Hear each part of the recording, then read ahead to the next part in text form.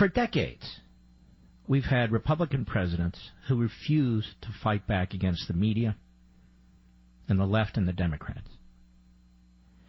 And one of the reasons Donald Trump is hated is because he's broke the mold. He fights back.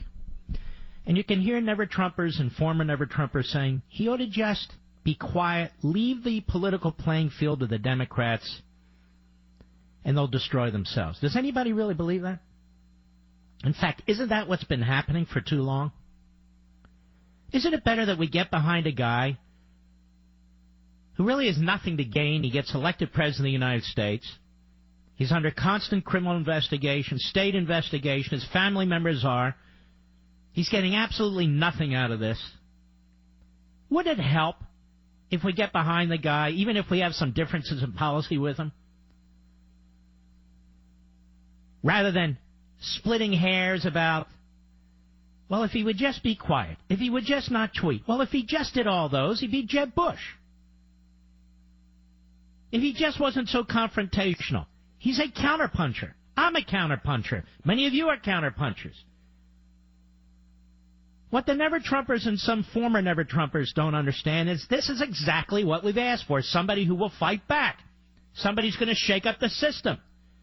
The left is shaking the system every minute of every day.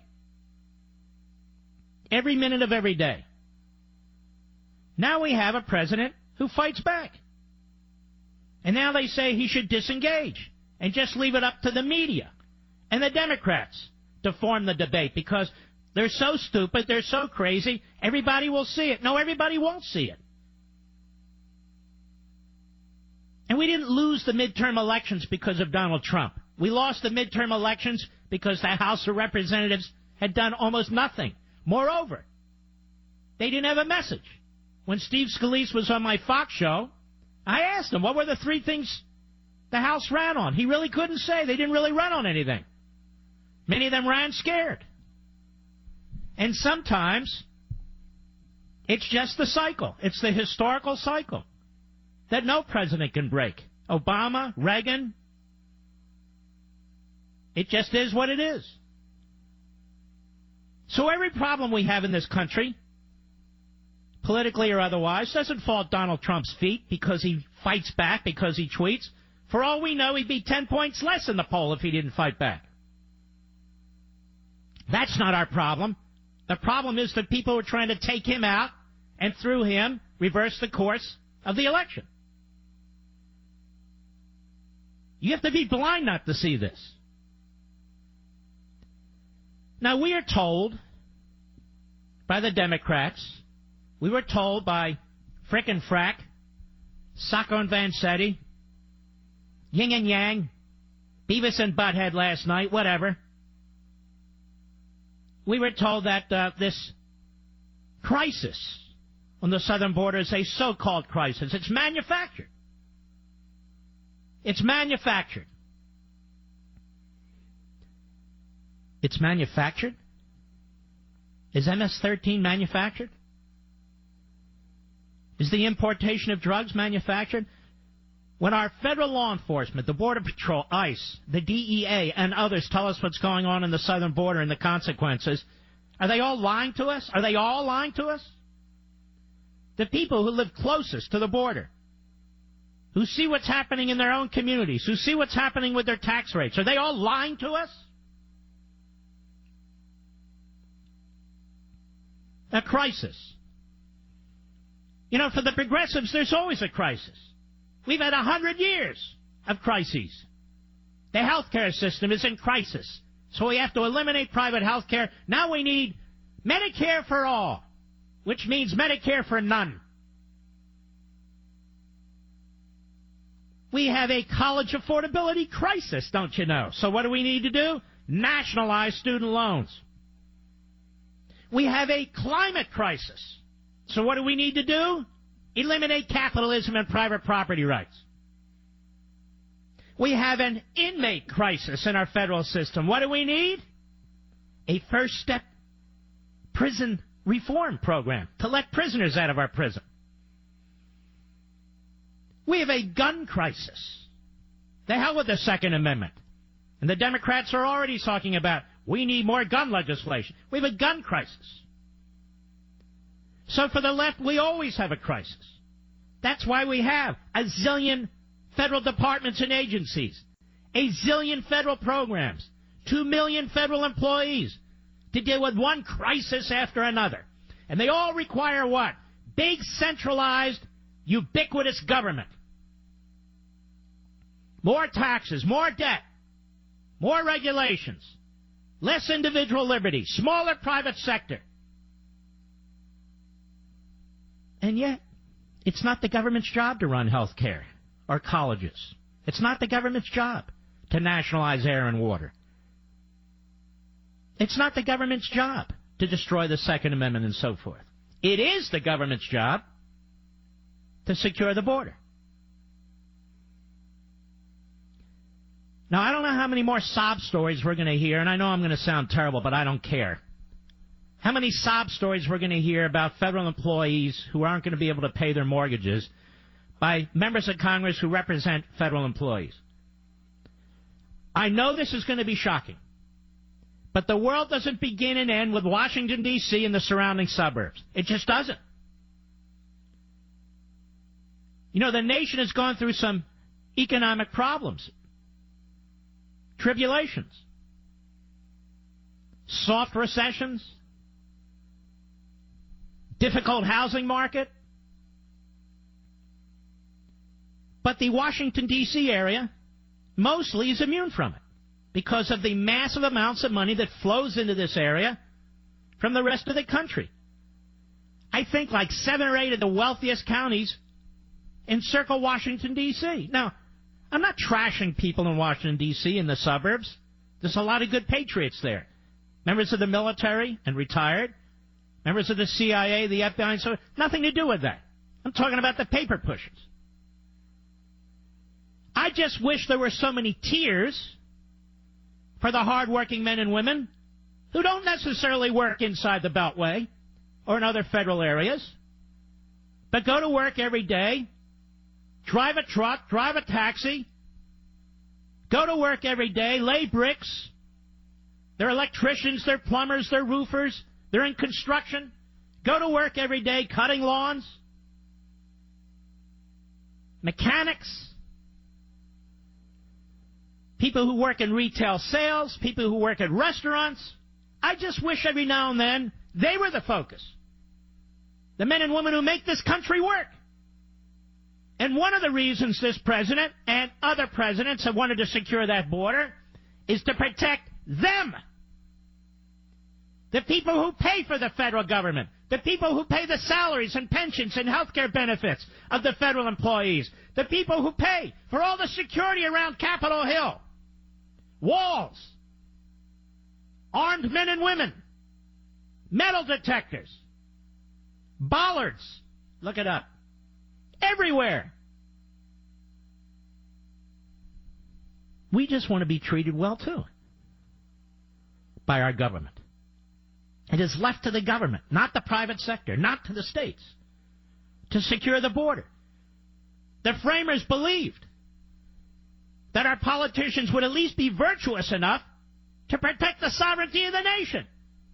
What they never counted on were the progressives, who actually seek to change the population, who actually seek to change the voters in order to change the country. And that, ladies and gentlemen, is what's at stake. Not some minor government shutdown. Hello, I said it. Perpetrated by the House of Representatives. Controlled by the Democrats.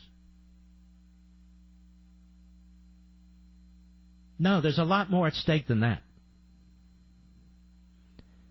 What's at stake is our constitutional system, our Republican system.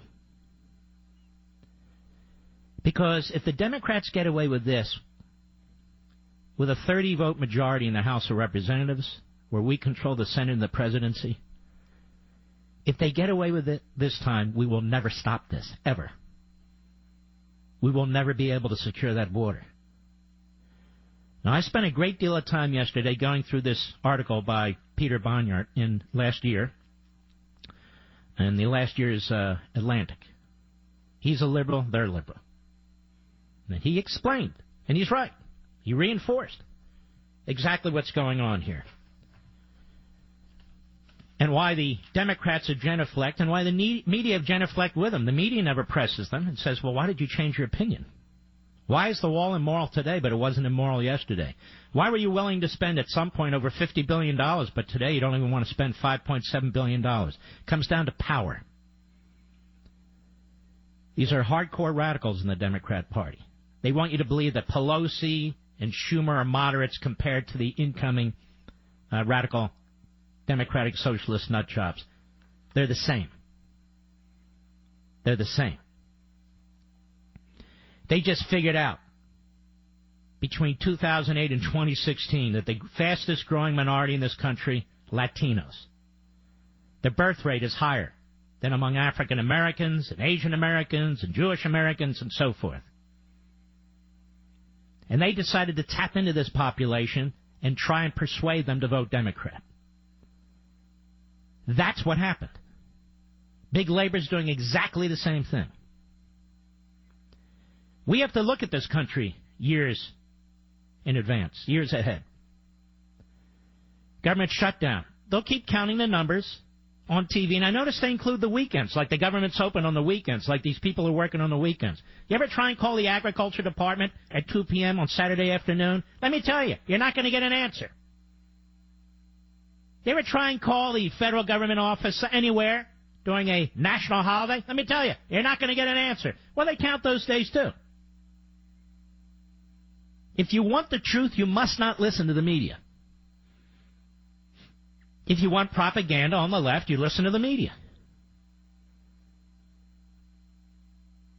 As the Democrats grew more reliant on Latino votes, and I'm quoting again, Barnard, they were more influenced by pro-immigrant activism. And Obama turned from a let's enforce our immigration laws to let's undermine them in his midterm election, in his second-term election. And then we had our crony capitalists in the U.S. Chamber of Crony Capitalism, which was also pushing for this, funding these so-called immigration rights groups. You had the Koch brothers, the radical libertarians, doing exactly the same thing.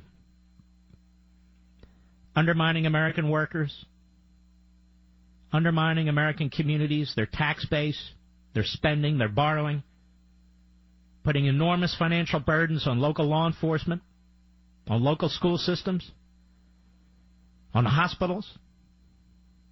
And we do all this why? To empower the Democrat Party? To empower their surrogates in the media? We should surrender rational immigration for chaos and anarchy on the border? That's what this is about. This isn't about government employees missing a check. It's about what kind of country we're going to have. Are the sanctuary city politicians going to win out? Are the sanctuary city politicians going to drag the rest of the country into their hell? Do we all want to be San Francisco? That's the question. And when a small minority within our government that controls part of the House of Representatives has this kind of power, you have to ask, well, how do they have it? And here's the irony. Nancy Pelosi has this kind of power because they have a majority of the House. Well, why does that matter? Because they control the purse strings under our Constitution. And we have to continue to listen to these pathological liars, Nancy Pelosi and Schumer, and most of the media. Nancy Pelosi's at the table because under our Constitution in Article 1, the House of Representatives are where these appropriation bills come from. And then she pretends that the executive branch has shut down the government. First of all, the vast majority of the government's not shut down. Secondly, let's be honest, the vast majority of the American people are utterly unaffected. But the media are in full propaganda mode. They want you to think otherwise. I'll be right back.